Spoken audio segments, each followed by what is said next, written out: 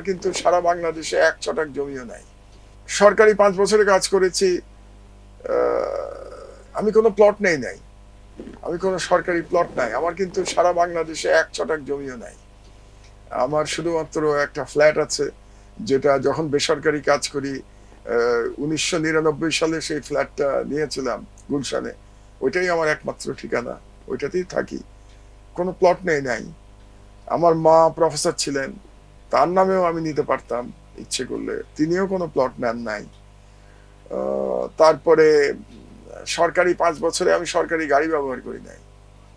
আমার কোনো সরকারি ড্রাইভার ছিল না, আমার ব্যক্তিগত ড্রাইভার ছিল। যে ড্রাইভার এখনো আমার সঙ্গে আছে, বাদল, সেই আমার ড্রাইভার ছিল সরকারি জায়গায়। কাজে সরকারের ড্রাইভারের বেতনও দিতে হয় নাই। এই আর কি, মানে যতটা পেরেছি আমার পক্ষে সম্ভব সৎ থাকার চেষ্টা করেছি, দেশের স্বার্থ দেখার চেষ্টা করেছি। আমার সব কাজ যে কারেক্ট হয়েছে হয়তো তা না, নিশ্চয়ই ভুল হয়েছে, মানুষের তো ভুল হয়, কিন্তু দেশের চিন্তা ছাড়া এবং জনগণের উপকার ছাড়া আর কোনো চিন্তা করিনি 5 বছর যখন সরকারে ছিলাম। আমার সাধ্যমতো আমি রাষ্ট্রের স্বার্থ দেখবার চেষ্টা করেছি, এবং নো রিগ্রেট।